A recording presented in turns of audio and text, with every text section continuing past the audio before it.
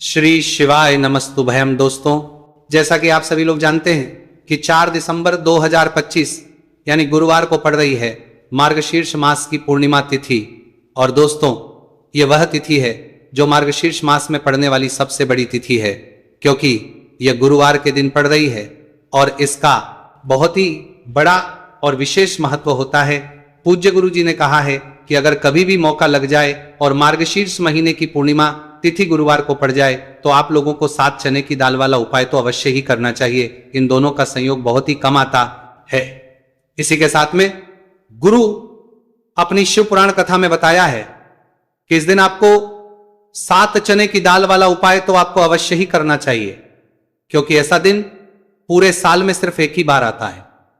और दोस्तों, आप सभी लोग जानते हो कि गुरुवार पूर्णिमा तिथि का अगर सबसे बड़ा कोई उपाय है तो वह 7 चने की दाल वाला उपाय है। तो दोस्तों, गुरुवार पूर्णिमा तिथि के दिन आप लोगों को इस 7 चने की दाल वाला उपाय को जरूर करना है।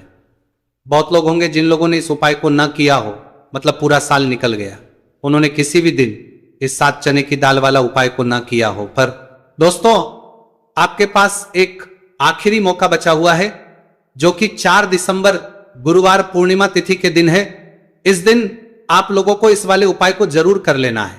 भले ही आपने पूरे महीने भर इस उपाय को ना किया हो, पर अगर आपने इस मार्गशीर्ष महीने के गुरुवार पूर्णिमा तिथि के दिन अगर इस वाले उपाय को कर लिया तो आपको इस उपाय को करने का वह फल मिलेगा जिसकी आपने कभी कल्पना भी नहीं करी होगी। इसीलिए आप लोग इस वाले उपाय को एक बार जरूर कर लेना है, ताकि आप लोगों के हाथ से यह मौका ना जा सके और आपको इस उपाय को करने का फल मिल सके। दोस्तों, यह उपाय पंडित जी ने अपनी अभी की ही श्री शिव महापुराण की कथा में बताया है। जी, इस उपाय को आज हम आपको बहुत अच्छे से समझाने वाले हैं। इस वीडियो को देखने के बाद इस उपाय को समझने के आपको कोई और वीडियो को देखने की जरूरत नहीं पड़ेगी। तो चलिए दोस्तों, उपाय को शुरू करते हैं। देखिए, यह इस मार्गशीर्ष महीने के गुरुवार पूर्णिमा तिथि के दिन यह इतना खास होता है, इतना महत्वपूर्ण होता है। देखा गया है कभी कभी बड़े बड़े पूजा पाठ अनुष्ठान से जो मनोकामना पूर्ण नहीं होते, वह मार्गशीर्ष महीने की गुरुवार पूर्णिमा तिथि के दिन एक छोटे से उपाय करने से ही आपकी मनोकामना पूर्ण हो जाती है। और बहुत सारे ने इस उपाय को किया भी है और उनको इस उपाय को करने का फल भी जरूर मिला है। अगर आप लोग भी इस उपाय को करना चाहते हैं तो आप इस उपाय को पहले अच्छे से समझ लेना, सुन लेना, उसके बाद करना। आपको इस उपाय का फल जरूर मिलेगा और इस उपाय को कर लेने से आपके घर में चाहे किसी भी प्रकार की दुख और समस्या क्यों ना चल रही हो, आपको उसका कारण भी नहीं पता है कि भाई यह समस्या किस कारण से चल रही है, उसका कुछ भी कारण हो सकता है। जैसे पितृदोष हो सकता है या किसी भी तरह का मंगल दोष भी सकता है। तो इस दिन आप लोगों को यह वाला उपाय कर लेना है। यह एक ऐसा उपाय है जिस उपाय को अगर किसी विशेष दिन पर किया जाए तो भाई उस विशेष दिन का जो है वह तो हमें मिलता ही मिलता है, पर हमने उस दिन पर इस उपाय को किया है तो हमें उससे भी बड़ा फल मिलता है और फल बहुत जल्दी मिलता है, क्योंकि आप इस उपाय को बहुत ही बड़े और विशेष दिन पर कर रहे हो। तो चलिए अब उपाय के बारे में बात करते हैं, लेकिन उससे पहले आप लोगों को यह जानना आवश्यक है कि आखिर यह उपाय किस समय करना है, किसको करना है और कैसे करना है।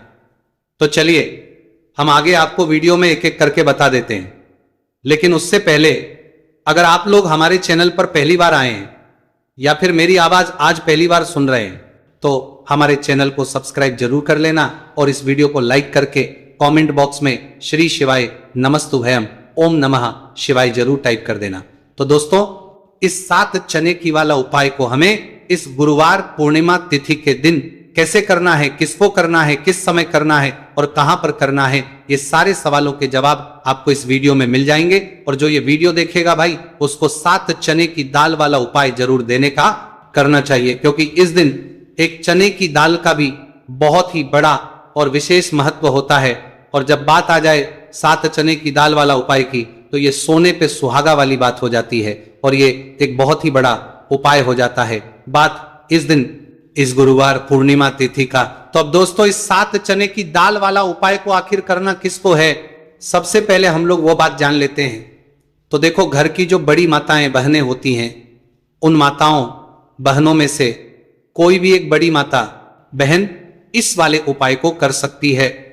और दोस्तों अगर आप चाहें तो अपने घर में से सभी सदस्यों को भी इस उपाय को करवा सकते हैं। अगर किसी व्यक्ति की खुद की कोई मनोकामना है, खुद की कोई दुख और है जो कि वो अपने लिए ही करना चाहता है, इस वाले उपाय को तो वो खुद अपने लिए भी कर सकता है। बाकी अगर कोई घर में से ऐसा है जो कि अपने पूरे घर परिवार की सुख और शांति के लिए यह वाला उपाय करना चाहता है, तो भाई वो भी कर सकता है, उसमें भी कोई दिक्कत वाली बात नहीं है। कहने का मतलब यह है कि इस उपाय को हर एक सदस्य भी कर सकता है और पूरे घर परिवार के सदस्य के लिए घर की बड़ी माताओं बहनों में से कोई एक माता बहन भी कर सकती है। माताएं बहनें अगर घर में उपस्थित ना हो या वो उपाय ना कर पा रही हो, तो फिर घर का कोई बड़ा सदस्य भी इस 7 चने की दाल वाला उपाय को कर सकता है, चाहे फिर वो पुरुष ही क्यों ना हो, उसमें कोई भी दिक्कत वाली बात नहीं है। उसके बाद में दोस्तों जो अगला प्रश्न निकल कर आता है वो ये आता है इस उपाय को लेकर कि आखिर इस उपाय को हमें किस समय करना है, सुबह के समय करना है कि शाम के समय करना है। तो देखो इस वाले उपाय को आप लोग सुबह के समय भी कर सकते हो और शाम के समय प्रदोष काल में भी करते हो। अब अगर आप पूछो कि भाई सबसे उत्तम समय कौन सा रहेगा इस 7 चने की दाल वाला उपाय को करने का, तो हम आपसे बस यही कहेंगे कि इस उपाय को आप सुबह के समय करेंगे तो ज्यादा बेहतर होगा। बाकी अगर प्रदोष काल शाम के समय भी करेंगे तो भी अच्छा होगा, उसमें कोई भी दिक्कत वाली बात नहीं है। तो अब दोस्तों जो अगली सबसे बड़ी और महत्वपूर्ण बात आती है वो ये आती है कि सुबह अगर हम उपाय को तो हमें कितने बजे से लेकर कितने बजे तक के बीच में करना है, और शाम के समय प्रदोष काल में करेंगे तो हमें कितने बजे से लेकर कितने बजे के बीच में करना है। तो देखो सुबह जितनी जल्दी हो सके आप उपाय को करने की कोशिश करना। बाकी अगर किसी कारणवश लेट भी हो जाओ, थोड़ी देर भी हो जाए, तो 10 या 11 बजे तक भी आप उपाय कर लेना, पर 12 बजे से ज्यादा देरी ना हो, ठीक है, इस बात का ध्यान रखना। उसके बाद दोस्तों अगर शाम के समय प्रदोष काल की बात करें, प्रदोष काल का जो समय है होता है वो शाम के 6 बजे से शुरू हो जाता है। मतलब शाम के 6 बजे से लेकर 7 बजे के बीच का जो समय होता है यह समय प्रदोष काल का समय होता है। तो आप इस उपाय को 7 या 8 बजे के बीच में भी कर सकते हो।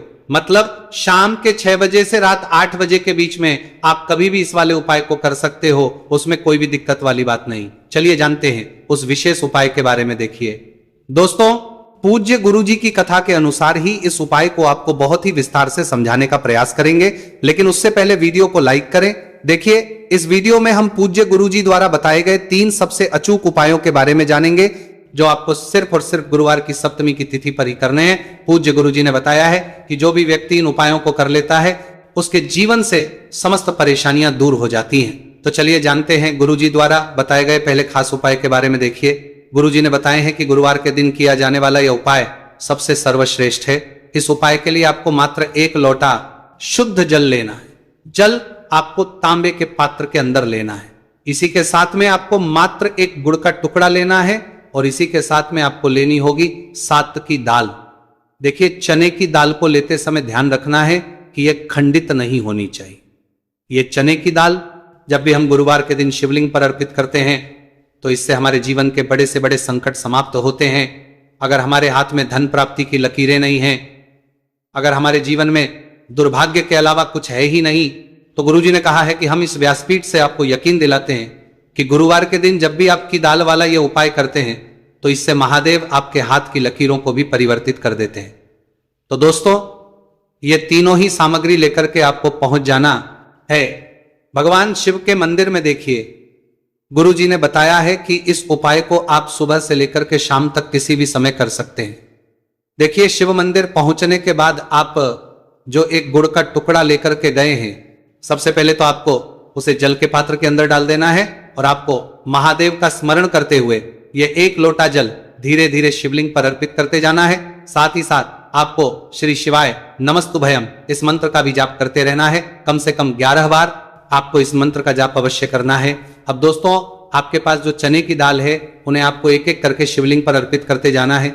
चने की दाल आप एक एक करके भी समर्पित कर सकते हैं और एक साथ भी शिवलिंग पर अर्पित कर सकते हैं। देखिए चने की दाल को समर्पित करने के बाद आपको बृहस्पति शवर महादेव से प्रार्थना कर लेनी है कि हमारे जीवन में जो भी संकट समस्या चल रही है, हम जो भी कार्य करते हैं उसमें हमें बार बार असफलता मिलती है, रुकावटें संकट जीवन में लगातार बने हुए हैं, चारों तरफ से सिर्फ और सिर्फ निराशा ही हाथ लग रही है तो अपने दुर्भाग्य को दूर करने के आपको बृहस्पति शवर महादेव से प्रार्थना कर लेनी है।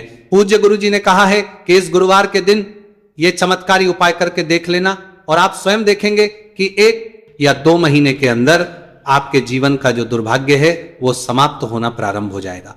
अब दोस्तों हम जान लेते हैं दूसरे विशेष और चमत्कारी उपाय के बारे में। देखिए, इस उपाय के लिए आपको मात्र एक तुलसी जी की लकड़ी लेनी होगी। अगर आपके पास पहले से ही तुलसी जी की लकड़ी है तो उसका उपयोग आप कर सकते हैं, और यदि आपके घर में तुलसी जी का पौधा सूखा हुआ है तो वहां से भी आप तुलसी जी की मात्र एक लकड़ी ले सकते हैं। देखिए, इस उपाय के लिए आपको मात्र एक मिट्टी का दीपक लेना है। इसमें आपको शुद्ध घी का प्रयोग करना है और इस दीपक के अंदर आपको ये जो तुलसी जी की लकड़ी है इसे रख देना है।